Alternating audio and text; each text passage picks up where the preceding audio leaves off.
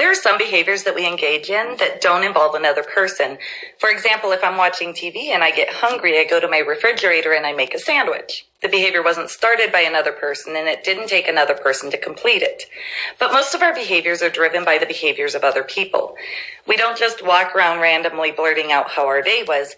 We typically wait for another person to ask. The other person's behavior of asking and listening drive our behaviors of sharing about our day.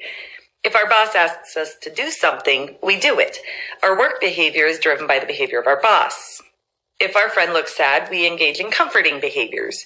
It'd be pretty strange to walk up to a friend and offer comfort when they look perfectly happy. If someone yells at you, you might yell back, or you might cry. Your behaviors are a reaction to other people's behavior. In other words, behavior is reciprocal. Think of reciprocal behavior as a tug of rope. Have you ever had an experience like this? You ask someone to get milk, they deny that you asked, and the argument goes on and on and on. Both people are reacting to what the other person is saying, but both people are saying the exact same thing. I need to be right. And you might have been right. You might have told the other person to get milk and they forgot, but let's look at what it does to a relationship. You walk away thinking, he always has to be right and he never listens to me. But let's flip it. What are they thinking? The exact same thing. And suddenly, trust and relationship are impacted. When this occurs over and over again, the relationship begins to deteriorate. How does this impact kids? More specifically, kids with disabilities or trauma. One of the core deficits of autism is social deficits. And social deficits don't just affect their interaction with their peers, which of course they do, but interactions with adults. And adults are the primary source where kids with autism learn how to navigate these social changes.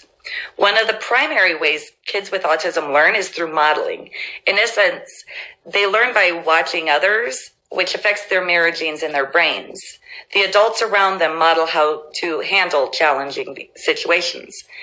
In the domain of trauma, kids have a dysfunctional relationship with adults. So their ways to engage with adults can look very dysfunctional as well. They learn behavior from adults who don't have functional behaviors. So when they are in treatment, they learn from the behaviors modeled around them.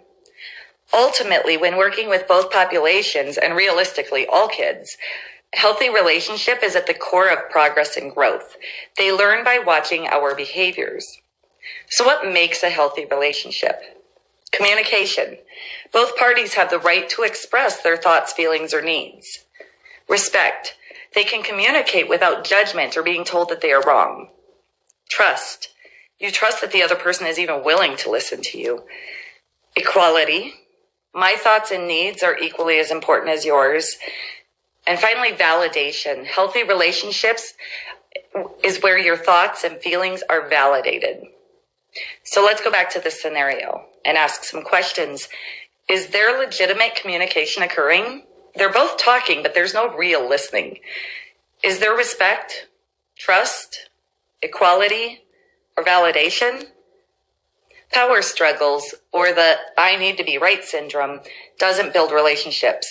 Instead, it tears them down and destroys trust and respect.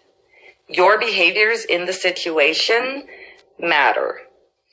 Ultimately, this can further hurt kids with autism and trauma because they don't learn how to have healthy relationships.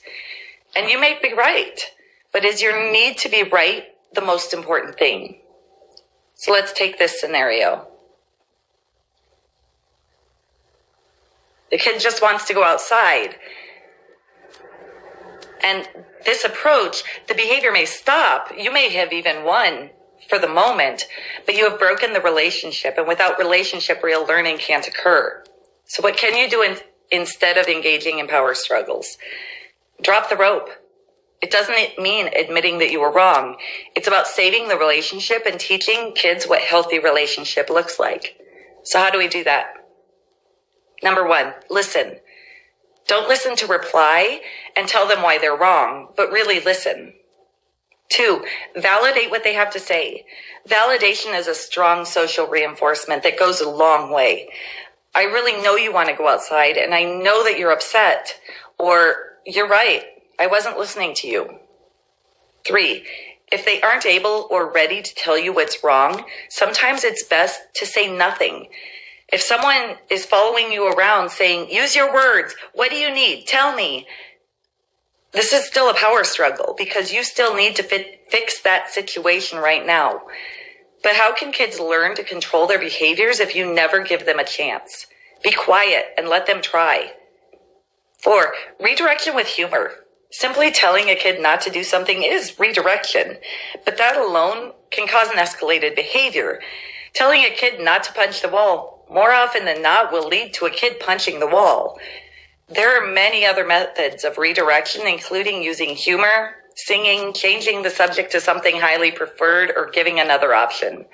Hey, punch this mat instead. How hard can you hit? 5, make positive belief statements. This is another powerful social reinforcer. I know you can pull through this. I believe in you. You've got this. And 6, ultimately, by engaging in relationship building during escalations, you are telling the kid that they do matter. So if you find yourself in the same tug of war with kids' behaviors, then it's time to look at your behaviors and how they are contributing to the bigger picture. If you keep doing what you've always done, you'll get what you've always gotten. If you want kids' behaviors to change, you have to model change. If you engage in power struggles, what are they learning and what are they going to do? They're going to power struggle back. So when a kid begins to escalate, ask yourself if your behaviors are driven by the need to be right. Are you playing the tug of war?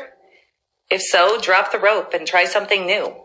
Then work on building those relationships instead.